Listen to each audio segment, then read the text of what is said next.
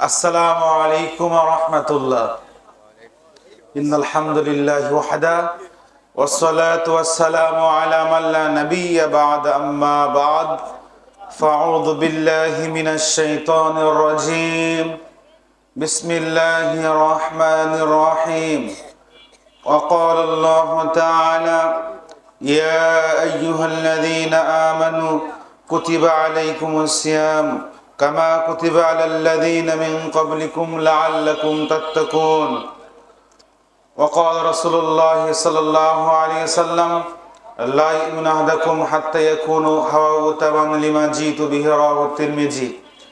أما بعد, প্রশংসা আল্লাহ সুবহানাহু ওয়া তাআলার জন্য যে আল্লাহ সুবহানাহু ওয়া তাআলা আমাদেরকে আজকে দিনী বৈঠকে কবুল করেছেন। সকলে বলে আলহামদুলিল্লাহ।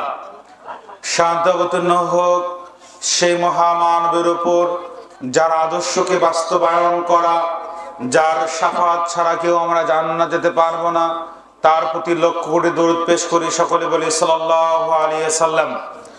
সংক্ষিপ্ত আলোচনার বিষয় মাহে রমজানের করণীয় এবং বর্জনীয়। 15 মিনিটের মধ্যে সংক্ষিপ্ত সময়ে উক্ত বিষয়ে চেষ্টা করব আপনাদের সামনে তুলে ধরার জন্য।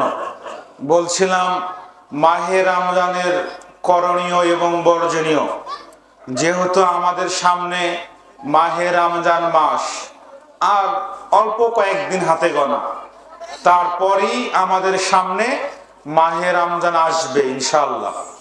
এই মাহে রমজানের কিছু করণীয় এবং কিছু বর্জনীয়, আমাদের সমাজে মাহে রমজান কেন্দ্রিক অনেক ধর্মের নামে কথা চলছে, যেগুলো চলন্ত হিসেবে চলছে কিন্তু চূড়ান্ত নয়। আমি অতীব সংক্ষিপ্ত সময় কয়েকটি পয়েন্টের উপরে আমি আমার আলোচনা জানাবো ইনশাআল্লাহ। বলছিলাম আমাদের সামনে যখন মাহে রমজান মাস আসে, আসার সময় আমরা অনেক বই পুস্তক সহ অনেক পেপার পত্রিকায় অনেক খবরের কাগজে আমরা দেখতে পাই নিয়ত সংক্রান্ত অনেক কথা, তাই না? যে এটা রমজানের নিয়ত, এটা তারাবির নিয়ত, এটা এই নামাজের নিয়ত, এটা এই সময় নিয়ত করতে হয়। অনেক পেপার পত্রিকায় অনেক বইয়ের মধ্যেও লেখা থাকে যে এটা সিয়ামের নিয়ত, এটা হজের নিয়ত, এটা ফরজ সালাতের নিয়ত, এটা জায়নামাজে দাঁড়ানোর নিয়ত, এটা জানাজার সালাতের নিয়ত, এরকম আছে না? আসুন আমরা জেনে নেই এই সিয়াম সংক্রান্ত বিষয়ে নিয়তের বিষয়। আসলে প্রথমত মূল কথা হচ্ছে যে নিয়ত মুখে নাকি মনে মনে, নিয়তটা আমরা পড়তে হবে নাকি করতে হবে এটা আগে জানতে হবে। নিয়ত শব্দের অর্থ কি? নিয়ত শব্দের অর্থ হচ্ছে মনে মনে সংকল্প করা, মনে মনে ইচ্ছা করা। তার মানে আমি মনে মনে ইচ্ছা করলাম আগামীকাল সিয়াম রাখবো ইনশাল্লাহ, আজকে রাত্রে সেহরি খাবো এবং আগামীকাল সিয়াম থাকবো ইনশাল্লাহ। এই যে মনে মনে নিয়ত করলেন, মনে মনে সংকল্প করলেন, এটাকে নিয়ত বলা হয়। কিন্তু সমাজে যে নিয়তগুলো চালু রয়েছে, এটা তারাবির নিয়ত, এটা সিয়ামের নিয়ত, এটা হজের নিয়ত, এটা জানাজার নিয়ত, এই সংক্রান্ত নিয়ত কোরআন এবং সহিহ হাদিসে কোথাও পাওয়া যায় না। এগুলো চলন্ত, এগুলো ধর্মের নামে চলছে, মানুষ এগুলো কখনো যাচাই বাছাই করে না। তবে আমাদের নিয়ত পড়তে না করতে না, আমাদের নিয়ত মনে মনে করতে হবে। মানে এই বিষয়ে প্রচলিত নিয়মে নয়, প্রচলিত নিয়মে যে নিয়ত গুলো রয়েছে এভাবে হবে না, আমাদের নিয়ত মনে মনে করতে হবে। তবে আমাদের সিয়াম পালন করার জন্য, রোজা থাকার জন্য আমাদের নিয়ত করা আবশ্যক। কেন? এই বিষয়ে হাফসা রাদিয়াল্লাহু আনহা থেকে বর্ণিত, তিনি বলেন রাসূল সাল্লাল্লাহু আলাইহি সাল্লাম বলেছেন, যে ব্যক্তি ফজরের সালাতের পূর্বে সিয়ামের নিয়ত করলো না, সিয়ামের নিয়ত করে নাই, তার সিয়াম হয় নাই। যেটা আমরা দেখতে পারবো আবু দাউদ হাদিস নাম্বার 2554, মিশকাত হাদিস নাম্বার 1987 নম্বর হাদিসের মধ্যে উল্লেখ রয়েছে। তার মানে আমরা স্পষ্ট বুঝতে পারলাম আমাদের সিয়ামের জন্য নিয়ত করতে হবে, কিন্তু পড়তে নয়। মানে এই যে সমাজের মধ্যে চলছে, পরাপরি না, মনে মনে সংকল্প করবেন, একদিন করবেন, একদিন মনে মনে সংকল্প করলে, নিয়ত করলে, ইচ্ছা পোষণ করলে বাকি 28 দিন বা 29 দিন বা 30 দিন আর নিয়ত করার প্রয়োজন নাই। কিন্তু আমাদের সমাজে আমরা দেখতে পাচ্ছি অনেক পেপার পত্রিকা, অনেক বই যেগুলো দেখা রয়েছে, এগুলো একটাও কোরআন এবং সহিহ হাদিস দ্বারা প্রমাণিত নয়। এগুলো চলন্ত ধর্মের নামে এগুলো চলছে। অতএব এগুলো থেকে আপনাকে আমাকে বিরত থাকতে হবে। 2, আমরা দেখতে পাই মাহে রমজান মাস যখন আসে, এই মাহে রমজানে অনেক ক্যালেন্ডার বের হয়, অনেক সিয়ামের ক্যালেন্ডার তৈরি করা হয়, যেগুলোতে লেখা হয় রমজানের প্রথম, রমজানকে 30 দিনকে 3 ভাগে ভাগ করা হয়। রহমত, মাগফিরাত, নাজাত। প্রথম 10 দিন রহমত, তারপরে 10 দিন মাগফিরাত, তারপরে 10 দিন নাজাত। এই যে রমজানকে 3 ভাগে ভাগ করা হয়, আদৌ এই হাদিসগুলো সহিহ নয়, কিন্তু সমাজে চলছে। মানুষ রমজানকে 3 ভাগে ভাগ করা হয়েছে। কিন্তু আমরা দেখতে পাই সহিহুল বুখারী হাদিস নাম্বার 1898, সহিহুল বুখারী হাদিস নাম্বার 3277 নং হাদিস, সহিহ মুসলিম হাদিস নাম্বার 1079 এর মধ্যে রাসূল সাল্লাল্লাহু আলাইহি সাল্লাম থেকে বর্ণিত, তিনি বলেন পুরো রমজানটাই হচ্ছে রহমত, পুরো রমজানটা হচ্ছে মাগফিরাত, পুরো রমজানটা হচ্ছে নাজাত। সুবহানাল্লাহ। রাসূল মুহাম্মদ সাল্লাল্লাহু আলাইহি সাল্লাম বলছে পুরো রমজান মাসটাই রহমত, পুরোটাই নাজাত, পুরোটাই মাগফিরাত। যেহেতু সহিহুল বুখারীর স্পষ্ট হাদিস রয়েছে, তাহলে সমাজের মধ্যে কেন আপনি আমি রমজানকে ভাগ করি? এই ভাগ করা কোরআন এবং সহিহ হাদিসে, এগুলো জাল হাদিসের ভিত্তিতে করা হয়, যেগুলো আদৌ সঠিক নয়। এবং আমাদের সমাজে আমরা দেখতে পাই অনেক মানুষের ভুল ধারণা কি, অনেকে মনে করেন যে এই মাহে রমজান মাসে একটি সুন্নাত আমল করলে অন্য মাসে ফরজের সমান নেকি পাওয়া যায়। বলেন নাউজুবিল্লাহ। ভাই অনেক মানুষ বলে না, অনেক মানুষ কিন্তু বলে যে এই রমজান মাস আসলে, এই রমজান মাসে বেশি বেশি করে নফল সুন্নাত ইবাদত করলে বাকি যে 11 মাস ফরজ সালাত পড়া হয় এর সম পরিমাণ নেকি পাওয়া যায়। এগুলো ডাহা মিথ্যে কথা, এগুলো ধর্মের নামে জালিয়াতি কথা, এগুলো ধর্মের নামে চলছে, এগুলো মিথ্যা কথা। এই বিষয়ে একটি হাদিস রয়েছে, যদিও হাদিসটি মুনকার এবং যঈফ। আপনি দেখতে পারেন বাইহাকি হাদিস নাম্বার 3336, সিলসিলা হাদিস নাম্বার 871 নং হাদিসের মধ্যে এই বিষয়ে একটা হাদিস পাওয়া যায় যে মাহে রমজানে, অন্য মাহে রমজানে সুন্নাত ইবাদত করলে, সুন্নাত আমল করলে অন্য মাসের সমান, অন্য মাসে ফরজ সালাতে বা ফরজ আমলের মতো নেকি পাওয়া যায়। হাদিসটি জাল, হাদিসটা গ্রহণযোগ্য নয়। অতএব যে হাদিসগুলো গ্রহণযোগ্য নয় সেগুলো আমরা কেন মূল্যায়ন করব? এগুলো আমাদের মূল্যায়নের প্রয়োজন হয় না। সময় অতি সংক্ষেপ, সে কারণে সবগুলো পয়েন্টে আমার যাওয়া সম্ভব হবে না। এবার আসুন আমরা জেনে নেই এই মাহে রমজান মাসে আমাদের সমাজে ইফতার কেন্দ্রিক অনেকগুলো বেদাতি কাজ রয়েছে। এই মাহে রমজান মাস আসলে আমাদের সমাজে অনেক মানুষ ইফতার কেন্দ্রিক ভুল কাজ করে। অতীব জরুরি যে কথাগুলো বলবো, এইগুলো যদি আপনার মধ্যে থেকে থাকে, আপনি যদি ভুল কাজগুলো করে থাকেন, তাহলে আজকে আপনি তওবা করেন, আপনার বাঁচার পথ আছে ইনশাআল্লাহ। আর যদি গায়ের জোর দেখিয়ে করে তাহলে পরকালে আপনি ধরা খায় যাবেন, সেটা আপনার বিষয়। বলছিলাম আমাদের এই মাহে রমজানে ইফতার কেন্দ্রিক কিছু জরুরি কথা কি। অনেক মানুষ বলে হুজুর সমাজে তো ইফতারের অনেকগুলো দোয়া পাওয়া যায়, কোন দোয়া বলে ইফতার শুরু করবো, কোন দোয়া বলে আমি ইফতার শেষ করব, এটা আমাদের জানতে হবে। আমরা সমাজে দেখতে পাই অনেকগুলো ইফতারের ক্যালেন্ডারে অনেকগুলো জাল জয়ীব দোয়া লিখে দেওয়া হয়, যেগুলো রাসূল সাল্লাল্লাহু আলাইহি সাল্লামের সুন্নাহ হাদিস দ্বারা প্রমাণিত নয়, যেগুলো জাল হাদিসের, জয়ীব হাদিসের, দুর্বল হাদিসের ভিত্তিতে লেখা হয়েছে। এগুলোর প্রতি আমল করা চলবে না। তবে কি দোয়া পড়তে হবে?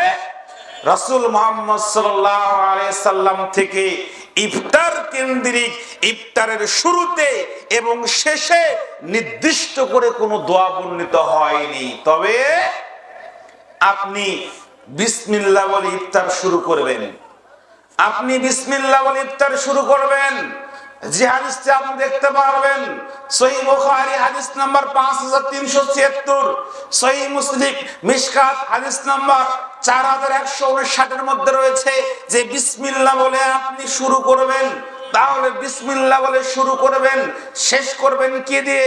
আপনি যদি অন্য কোনো দোয়া না জানেন, বিসমিল্লাহ বলে শুরু করবেন, আলহামদুলিল্লাহ বলে আপনি শেষ করবেন।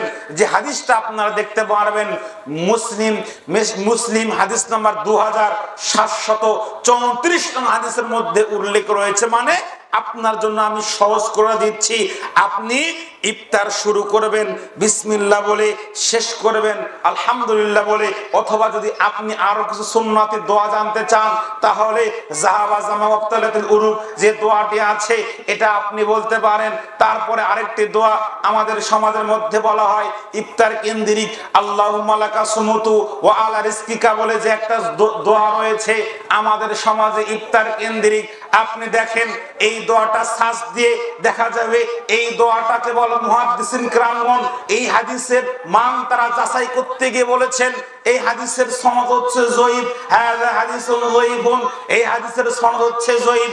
যেটা আপনি দেখতে পারেন আবু দাউদ হাদিস নাম্বার 2358, মিশকাত হাদিস নাম্বার 1994 এর মধ্যে উল্লেখ রয়েছে। তাহলে আমরা এখান থেকে স্পষ্টভাবে বুঝতে পারলাম আমরা মুসলিম, আমরা ইফতার শুরু করব বিসমিল্লাহ বলে এবং ইফতার শেষ করব আলহামদুলিল্লাহ বলে। এটাই রাসূল মুহাম্মদ সাল্লাল্লাহু আলাইহি সাল্লামের সুন্নতি দোয়া। দুই, দেখা যায় আমাদের সমাজে রাসূল মুহাম্মদ সাল্লাল্লাহু আলাইহি সাল্লামের সুন্নতি নিয়ে হচ্ছে মানুষ ততদিন কল্যাণের উপর থাকবে, যতদিন তারা সময় হওয়ার সঙ্গে সঙ্গে ইফতার করবে ততদিন আমার উম্মত কল্যাণের উপর থাকবে। যে বিষয়টা আমরা স্পষ্ট জেনেছি। তবে আলহামদুলিল্লাহ এবার একটা খুশির সংবাদ এসেছে কি আপনারা এবার লক্ষ্য করে দেখতে পারবেন ইতিপূর্বে 16-17 বছর ইফতারের সতর্কতার জন্য 3 মিনিট দেরি করা হয়েছে, 4 মিনিট দেরি করা হয়েছিল, যেগুলো রাসূল সাল্লাল্লাহু আলাইহি সাল্লামের সুন্নাহ বিতর্কিত কাজ, সুন্নাহর বহির্ভূত কাজ ছিল। কিন্তু আলহামদুলিল্লাহ এবার আপনি খেয়াল করে দেখেন যে ইসলামী ফাউন্ডেশন আমাদের বাংলাদেশে আহলুল হাদিসের যে ক্যালেন্ডার গুলো রয়েছে তার সাথে তারা মিলিয়ে দিয়েছে আলহামদুলিল্লাহ। এবার আর তারা বলেন নাই যে 3 মিনিট 4 মিনিট দেরি করে ইফতার করতে হবে।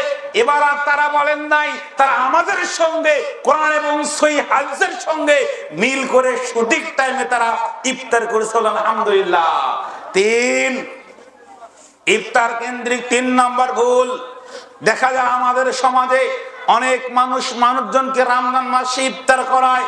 আলহামদুলিল্লাহ ইফতার করানো খুব ভালো কাজ।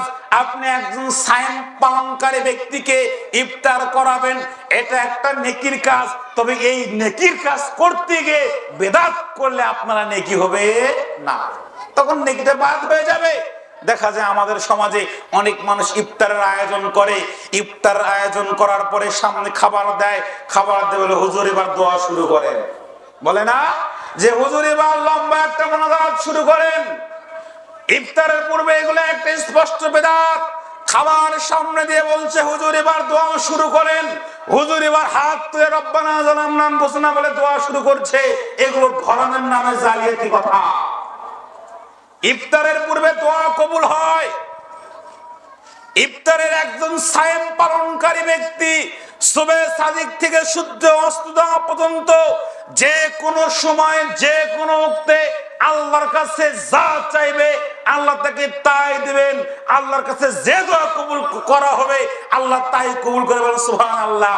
কিন্তু ওই যে একটা হাদিস রয়েছে যেটা আপনার ইবনে মাজাহ হাদিস নাম্বার 1753, ইবনে মাজাহ হাদিস নাম্বার 1753, এই হাদিসটি হচ্ছে জাল হাদিস। জাল হাদিস মানে এই হাদিসে বলা হয়েছে যে যদি কোনো ব্যক্তি আমাদের সমাজে যে হুজুরগুলো ইফতারের পূর্বে হাত তুলে দোয়া করে, তাদের দলিল হচ্ছে এই হাদিসটা। ইবনে মাজাহ হাদিসটা বলে যে এই হাদিসে বলা হয়েছে ইফতারের পূর্বে দোয়া করলে সে দোয়া কবুল করা হয়। এই যে প্রথম অংশে একটা অর্থ রয়েছে, এই অর্থকে মুহাদ্দিসিন কেরাম একটা ওয়ার্ড রয়েছে, বলা হয়েছে এই হাদিসের প্রথম অংশ বা এই সম্পূর্ণ যে কথা বলা হয়েছে যে ইফতারের পূর্ব মুহূর্ত অল্প একটু সময় উল্লেখ করা হয়েছে, মুহাদ্দিসিন কেরামগণ বলেছে এই হাদিসের সনদটা হচ্ছে জয়ীফ। এই হাদিসের সনদটা হচ্ছে জয়ীফ। কেন? একজন সায়াম পালনকারী ব্যক্তি 24 ঘন্টা সময় যে কোনো মুহূর্তে যে কোনো অবস্থায় আল্লাহর কাছে যা দোয়া করবে আল্লাহ তাই করবেন। কিন্তু এই 24 ঘন্টা আর ভালো লাগলো না, তাহলে কি করতে হবে? 24 ঘন্টা এক সময় দোয়া করলো না, 23 ঘন্টায় দোয়া করলো না, শুধু ইফতার দিয়ে দোয়া শুরু করে। এটা ধর্মের নামে জালিয়াতি। এটা আপনাকে আমাকে বন্ধ করতে হবে। 3, ইফতার কেন্দ্রিক জালিয়াতি। 3 নম্বর কথা, আমাদের সমাজে অধিকাংশ মানুষ মৃত বাপ মায়ের নামে ইফতার করা। বাপ মরে গেছে, বলছে যে হুজুর আমার বাপ মরে গেছে, বাবার নামে খাওয়া দাওয়া আসেন, এলাকার মানুষদেরকে ডাক দেয়। এটা ঠিক নয়। মৃত ব্যক্তির নামে আপনি ইফতারি মাহফিল করাতে পারবেন না। মৃত ব্যক্তির নামে ইফতার মাহফিল চলবে না। মৃত ব্যক্তির নামে আপনি যেটা করবেন এটা হচ্ছে আপনাকে সাদাকা করতে হবে। যে সাদাকা সবাই খেতে পারবে না, মসজিদ মাদ্রাসা আপনি যেগুলো সাদাকার প্রজেক্ট রয়েছে সেগুলোতে আপনি দান করেন। কিন্তু আপনি এই যে মানুষকে আনিয়ে আপনার বাড়িতে মৃত বাপ মায়ের নামে আপনি খাওয়াচ্ছেন, এটা হচ্ছে সাদাকা। এই সাদাকা সবাই খেতে পারবে না। তাহলে কি করতে হবে? মরা বাপ মায়ের নামে আপনাকে আমাকে দান করতে হবে, সাদাকা করতে হবে, ভালো ভালো কাজ করতে হবে। কিন্তু এই কাজগুলো আমরা করি না। আমরা যে কাজগুলো করলে ভুল হয় সেগুলো শুধু আমরা করি। এজন্য আমাদের সিয়ামগুলো আল্লাহর দরবারে কবুল হয় না। 4 নম্বর বিষয় দেখা যায় অনেক মানুষ আছেন মাহে রমজানের সিয়াম পালন করে কিন্তু 5 ওয়াক্ত নামাজ পড়ে না। আছে না ভাই? আমাদের এলাকা নাও থাকতে পারে। দেখবেন যে 5 ওয়াক্ত সালাত ঠিকই পড়ে, ইফতার খায়, তারাবি পড়ে না, মাগরিব পড়ে না, ইশা পড়ে না, ফজর পড়ে না, সেহরির টাইমে উঠে সেহরি খাচ্ছে। 5 ওয়াক্ত না আমাদের কোনো খোঁজ খবর নাই।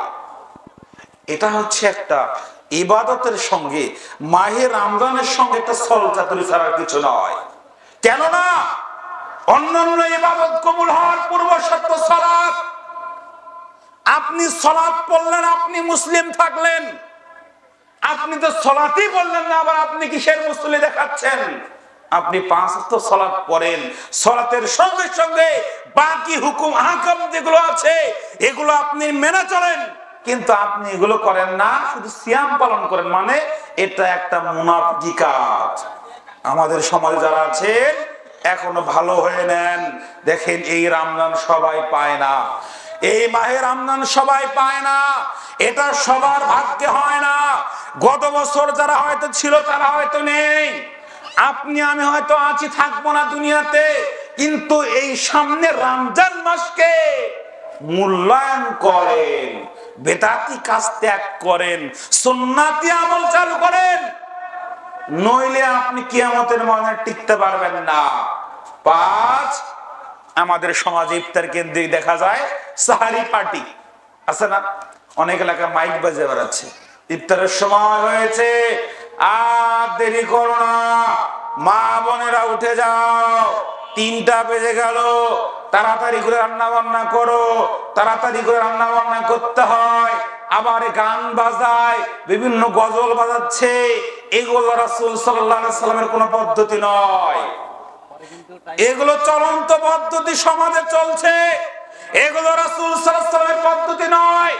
যদি রাসূল সাল্লাল্লাহু আলাইহি সাল্লামের পদ্ধতি আপনি চালু করতে চান তাহলে সুন্নাতি পদ্ধতি আযান চালু করতে হবে। এখন আপনি যদি বলেন না হুজুর না আমি তো খারাপ কিছু বাজাচ্ছি না, আমি গজল বাজাচ্ছি, কেরাত বাজাচ্ছি, ওয়াজ বাজাচ্ছি, আপনি যতই বাজান না কেন এক কথায় এগুলো রাসূল সাল্লাল্লাহু আলাইহি ওয়াসাল্লামের সুন্নাহ পদ্ধতি নয়। রাসূল মুহাম্মদ সাল্লাল্লাহু আলাইহি ওয়াসাল্লামের সুন্নাহ পদ্ধতি কি? সাল্লাল্লাহু সুন্নাহ পদ্ধতি বেলাল রাদিয়াল্লাহু আনহু, রাসূল সাল্লাল্লাহু আলাইহি বলেছেন যখন বেলাল রাদিয়াল্লাহু আনহু আযান দিবে তখন তোমরা খাও যতক্ষণ না আব্দুল্লাহ ইবনে উম্মে মাকতুম আযান না দেয়। তার মানে বেলাল রাদিয়াল্লাহু আনহু যখন আযান দিতেন তখন মানুষ বুঝে নিতেন যে এখন সাহারির সময় হয়েছে। আর আব্দুল্লাহ ইবনে উম্মে মাকতুম রাদিয়াল্লাহু আনহু যখন আযান দিতে তখন মানুষ মনে করত যে এখন ফজরের সালাত হয়ে গেছে। কিন্তু আমরা এই সুন্নাতগুলো চালু করতে পারি না, এই সুন্নাতগুলো আমরা ভুলে গিয়েছি। কিন্তু আমরা সকলে জানি সুন্নাত, একটা মৃত সুন্নাতকে জীবিত করা কত নেকির কাজ। এগুলো জানার পরও শয়তান আমাদেরকে করতে দেয় না। শয়তান বলে, আরে আজান দেবী, মানুষ কি মনে করবে, থাক আমরা গজল বাজাই, আমরা এভাবে চলি। এটা একটা মুনাফিকি, এটা একটা শয়তানি কাজ। অতএব এই শয়তানি বিষয়গুলো থেকে আপনাকে আমাকে ফিরে আসতেই হবে। তারপরে দেখুন তারাবি সংক্রান্ত অনেকগুলো ভুল ভ্রান্তি রয়েছে। রাসূল মুহাম্মদ সাল্লাল্লাহু আলাইহি ওয়াসাল্লামের সুন্নাহ ৮৩১১, যেটা সহিহুল বুখারী হাদিস নম্বর ২০১৩, এই রাসূল মুহাম্মদ সাল্লাল্লাহু আলাইহি ওয়াসাল্লাম থেকে স্পষ্ট প্রমাণিত। রাসূল মুহাম্মদ সাল্লাল্লাহু আলাইহি ওয়াসাল্লাম রমজান এবং গায়রে রমজান ৮-৩-১১ রাকাতের বেশি পড়তেন না। এটাই রাসূল মুহাম্মদ সাল্লাল্লাহু আলাইহি ওয়াসাল্লামের সুন্নাত। তারপরে দেখা যায় অনেক মসজিদে তারাবির সালাত পড়া হয় ৪ রাকাত পরে পরে। ৪ রাকাত সালাত যখন হয়ে যায়, ৪ রাকাত সালাত পরে সুবহানাল্লাযিল মুলকি ওয়া মালাকাতি বা ইয়া মুজিরু ইত্যাদি বলে অনেক বানানো মিথ্যা দোয়া করা হয়, যেগুলো রাসূল মুহাম্মদ সাল্লাল্লাহু আলাইহি ওয়াসাল্লামের পদ্ধতি নয়। এমনি একটা দোয়া করে, আরে ভাই ৪ রাকাত ২ রাকাত সালাত পরে পরে রাসূল মুহাম্মদ সাল্লাল্লাহু আলাইহি ওয়াসাল্লামের সুন্নতি দোয়াগুলো আপনি পাঠ করেন, যেগুলো আপনি অন্যান্য সালাতের সময় পাঠ করেন। সুবহানাল্লাহ পাঠ করেন, আলহামদুলিল্লাহ পাঠ করেন, আল্লাহু আকবার পাঠ করেন, এগুলো আপনি করেন। এগুলো না করে অনেক মসজিদে দেখা যায় ২ রাকাত হয়ে যায়, আল্লাহুম্মা আমিন শুরু করে দেয়। এটা সুন্নাহ বিতর্কিত কাজ, এটা সুন্নাত নয়। অতএব এই বিষয়গুলো আপনাকে আমাকে খেয়াল রাখতে হবে। যদি না রাখতে পারেন তাহলে আপনার আমার ইবাদত করে লাভ হবে না, ইবাদত করে লাভ হবে না। রাসূল মুহাম্মদ সাল্লাল্লাহু আলাইহি ওয়াসাল্লামের সুন্নাতকে উপেক্ষা করে চলে কোন আমল করলে সেটা আল্লাহর দরবারে কবুল হবে না। তারপরে দেখা যায় যে আমাদের সমাজ যখন লাইলাতুল কদর চলে আসে, আমাদের মানুষের একটা ধারণা যে লাইলাতুল কদর মনে হয় ২৭ রাত্রি, লাইলাতুল কদরের রাত্রি মনে হয় ২৭ রাত্রি। এটা একটা ভুল ধারণা। লাইলাতুল কদর নির্দিষ্ট করে কোনো কথা বলা যাবে না। রাসূল মুহাম্মদ সাল্লাল্লাহু আলাইহি ওয়াসাল্লাম শেষ দশকে তিনি বেশি বেশি এই রাতগুলো জাগরণ করতেন। রাসূল মুহাম্মদ সাল্লাল্লাহু আলাইহি ওয়াসাল্লাম বেশি বেশি করে এই বেদর রাত যেগুলো ছিল ২১, ২৩, ২৫, ২৭, ২৯, এই রাতগুলো রাসূল মুহাম্মদ সাল্লাল্লাহু আলাইহি ওয়াসাল্লাম জাগরণ করতেন। আমরা এগুলো না করে করি কি, ২৭ তারিখে এলাকায় চাল তুলে ওই রাত্রির বেলা মসজিদে খাওয়া দাওয়া করি। আমরা মনে করি আজকে মনে হয় লাইলাতুল কদর হয়ে গেল। এটা একটা ভুল ধারণা, এটা ভুল ধারণা। লাইলাতুল কদরের রাত্রিগুলো এই বেজরতম রাত্রি যেগুলো ২১, ২৩, ২৫, ২৭, ২৯, এই ৫টি রাত্রে প্রত্যেক রাত্রি আপনাকে জাগতে হবে। তবে এই রাত্রিগুলোতে আপনি কি করবেন, বেশি সালাত পড়ার সুযোগ নাই। এখন আপনি যদি মনে করেন যে হুজুর আমি ১০০ রাকাত নামাজ পড়ে, এটা চলবে না। ৮-৩-১১ আপনি ২ রাকাত সালাত পড়েন, কোরআন তেলাওয়াত করেন, আবার একটু রেস্ট নেন, আবার জিকির আজকার করেন, আবার মাসনুন দোয়া করেন, আবার ২ রাকাত সালাত পড়েন। এইভাবে সাহারি পর্যন্ত, ফজর পর্যন্ত আপনি কাটিয়ে দেন। কিন্তু আমরা এগুলো না বুঝে আমরা করি কি শুধু ২৭ রাত্রি। এভাবে করলে চলবে না, এগুলো আমাদের করা অতীব ভুল কাজ। তারপরে দেখেন সময় যদি সংক্ষেপ, শুধু একটু করে টাল দিয়ে যাচ্ছি। ইতিকাফ কেন্দ্রিক আমাদের সমাজে অনেকগুলো ভুল ধারণা আছে। কি, আমাদের সমাজের অনেক মানুষ মনে করেন এই মসজিদে বলা হয় যে সমাজের কেউ যদি ইতিকাফ না করে তাহলে মহল্লার সবাই পাপী হবে, বলে না? মনে করেন আপনার মসজিদে কোনো লোক বসেনি, যে কোনো কারণে হোক, বলছে যে এই মহল্লার যেহেতু কোনো লোক ইতিকাফ করে নাই মানে এই মহল্লার সবাই পাপী। এগুলো হচ্ছে ভুল ধারণা, এগুলো সঠিক কোনো কথা নয়। ইতিকাফ করা সুন্নাত ইবাদত, ইতিকাফ করা সুন্নাত ইবাদত। ইতিকাফ করলে নেকি হবে, ইতিকাফ করলে নেকি হবে, সব পাবেন। না করলে গুনাহ নেই, না করলে কোনো পাপ নেই। আপনার উপরে জুলুম করে চাপানো হয়নি, যেটা আপনারা দেখতে পারেন ফতোয়া উসাইমিন ২০ নং খণ্ড ১২৬ নং পৃষ্ঠায় উসাইমিন রাহিমাহুল্লাহ উক্ত কথাগুলো বলেছেন। আবার অনেকে বলে যে ইতিকাফ করা ফরজে কিফায়া, বলে না যে ইতিকাফ করা ফরজে কিফায়া। ইতিকাফ করার ফরজে কিফায়ার কোনো দলিল পাওয়া যায় না। করলে নেকি, না করলে কোনো পাপ হবে না। আবার দেখা যায় এই মাহে রমজান যখন আসে অনেক মানুষ সালাতুত তাসবিহ সালাত পড়ে। সালাতুত তাসবিহ পড়ে না, মানে সারা বছর নামাজ রোজার কোনো খোঁজ খবর নাই, এই নামাজ রমজান যখন আসে তখন সালাতুত তাসবিহ সালাতের নামে তারা সালাত পড়ে। আদৌ যদি আমরা এই সালাতুত তাসবিহ এই সালাত সম্পর্কে কোরআন এবং হাদিস দেখতে চাই, তাহলে আমরা দেখতে পারবো এই সালাতুত তাসবিহ এর বিষয়ে যে হাদিসগুলো রয়েছে, মুহাদ্দিসিন کرام যারা আছে, বড় বড় সালাফ আলেমগণ যারা আছেন, তারা এই বিষয়গুলো তাদের বিশুদ্ধতা, এই হাদিসের বিশুদ্ধতার মান নিয়ে তারা মতনৈক্য করেছেন। কেউ কেউ বলেছেন এই সালাতুত তাসবিহ সালাত এটা হচ্ছে জাল, কেউ কেউ বলেছেন জয়ীফ, কেউ কেউ বলেছেন মুরসাল, কেউ কেউ বলেছেন মওকুফ। অতএব মুহাদ্দিসিন کرام থেকে শুরু করে এবং সর্বোচ্চ সৌদি আরবের ফতোয়া বোর্ড তারা বলেছেন সালাতুত তাসবিহ সালাত হচ্ছে বেদাত সালাত, এর কোনো সহিহ সনদ নাই, যেগুলো আছে এগুলো মুনকার, অগ্রহণীয়। অতএব কোন মুহাদ্দিসিন বলেছেন এগুলো হচ্ছে জাল, কেউ কেউ বলেছেন এগুলো হচ্ছে জয়ীফ। অতএব মুহাদ্দিসিন کرامগণ যেহেতু বলেছেন এবং সৌদি আরবের উচ্চ উলামা পরিষদ বলেছেন, ফতোয়া লাজনাত দায়েমা 8ম খণ্ড 164 নম্বর পৃষ্ঠায় যেহেতু বলেছে এই সালাতুত তাসবিহ সালাত নামে কোনো সালাত নেই, অতএব আপনাকে আমাকে এগুলো বর্জন করতে হবে। তারপরে দেখা যায় এই যে মাহে রমজান যখন চলে আসে, শেষ জুমাকে বলা হয় জুমাতুল বিদা, মানে শেষ জুমা বলে না অনেক মানুষ। রমজানের শেষ জুমাকে যেটা হচ্ছে জুমাতুল বিদা, মানে এটা হচ্ছে শেষ জুমা। এই জুমার অনেক জাল জয়ীফ মিথ্যা বানোয়াট কাহিনী বলা হয়, মিথ্যা কথা বলা হয় ধর্মের নামে, যেগুলো আদৌ সঠিক নয়। তারপরে দেখেন আমাদের সমাজে যখন এই যে মাহে রমজান চলে আসার সময় ফিতরা সংক্রান্ত একটা ঝামেলা লাগিয়ে থাকে। রাসূল মুহাম্মদ সাল্লাল্লাহু আলাইহি ওয়াসাল্লামের স্পষ্ট সুন্নাহ যাকাতুল ফিতর সাম মিন তাআমিন, রাসূল মুহাম্মদ সাল্লাল্লাহু আলাইহি ওয়াসাল্লামের সুন্নাহ হচ্ছে তাআম, খাদ্য দ্রব্য দিয়ে ফিতরা দেওয়া। এখন গুগলের যুগ, ইন্টারনেটের যুগ, আপনি অনলাইনে সার্চ দেন, গুগলে সার্চ দেন তোয়াম শব্দ বা আরবিতে অথবা বাংলা লিখে তোয়াম শব্দ সার্চ দেন, গুগল আপনাকে বলবে আর তোয়াম মানে খাদ্য দ্রব্য, আর তোয়াম মানে খাদ্য বস্তু, মানে মানুষ যেটা খায় সেটাই তো খাদ্য, তাই না? রাসূল মুহাম্মদ সাল্লাল্লাহু আলাইহি ওয়াসাল্লাম থেকে সহিহ বুখারী 1506, মুসলিম হাদিস নাম্বার 2330, মিশকাত হাদিস নাম্বার 1816 মধ্যে রাসূল মুহাম্মদ সাল্লাল্লাহু আলাইহি ওয়াসাল্লাম থেকে অগণিত হাদিসের মধ্যে উল্লেখ রয়েছে খাদ্য দ্রব্য দিয়ে ফিতরা দিতে হবে এবং কতটুক দিবেন সে বিষয়ে আপনি হাদিস দেখতে পারেন। সহিহ বুখারী 1503 নং হাদিস, সহিহ মুসলিম 2329 এবং মিশকাত হাদিস নাম্বার 1815 মধ্যে রাসূল মুহাম্মদ সাল্লাল্লাহু আলাইহি ওয়াসাল্লাম এক সা উল্লেখ করেছেন। তার মানে আপনাকে আমাকে এক সা পরিমাণ ফিতরা দিতে হবে। দুঃখজনক হলো সত্য, রাসূল মুহাম্মদ সাল্লাল্লাহু আলাইহি ওয়াসাল্লাম থেকে স্পষ্ট প্রমাণিত খাদ্য দ্রব্য দিয়ে ফিতরা দেওয়া রাসূল মুহাম্মদ সাল্লাল্লাহু আলাইহি ওয়াসাল্লাম বুঝলেন না, সালফে সালেহীন বুঝলেন না, আর আমাদের সমাজের হুজুররা কিভাবে বুঝলো যে টাকা দিয়ে ফিতরা দিতে হবে? আমাদের হুজুররা কোন জ্ঞানে বুঝলো টাকা দিয়ে ফিতরা দিতে হবে? কোন জ্ঞানে তারা বুঝলো? সহিহ বুখারী খুলে দেখেন, মুসলিম খুলে দেখেন, হাদিসের গ্রন্থগুলো খুলে দেখেন, আপনি স্পষ্ট প্রমাণ পাবেন খাদ্য দ্রব্যের কথা।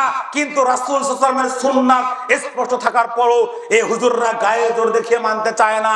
এখন দেখতে চাই কি রাসূল মুহাম্মদ সাল্লাল্লাহু আলাইহি ওয়াসাল্লামের যুগেও তো স্বর্ণের মুদ্রা ছিল, স্বর্ণের কয়েন ছিল, স্বর্ণের দিরহাম ছিল, যেটা আমরা সহিহ বুখারী হাদিস নাম্বার 1503, মুসলিম হাদিস নাম্বার 2325 এর মধ্যে পাই যে রাসূল মুহাম্মদ সাল্লাল্লাহু আলাইহি ওয়াসাল্লামের সময় তার যুগেও স্বর্ণের মুদ্রা, স্বর্ণের কয়েন ছিল। এগুলো থাকার পরেও রাসূল মুহাম্মদ সাল্লাল্লাহু আলাইহি ওয়াসাল্লাম কখনো তিনি টাকা দিয়ে ফিতরা দেন নাই। শুধু রাসূল মুহাম্মদ সাল্লাল্লাহু আলাইহি ওয়াসাল্লাম নয়, আপনি সালফে সালেহীন থেকে শুরু করে আমাদের সমাজে 4টা মাযহাব রয়েছে।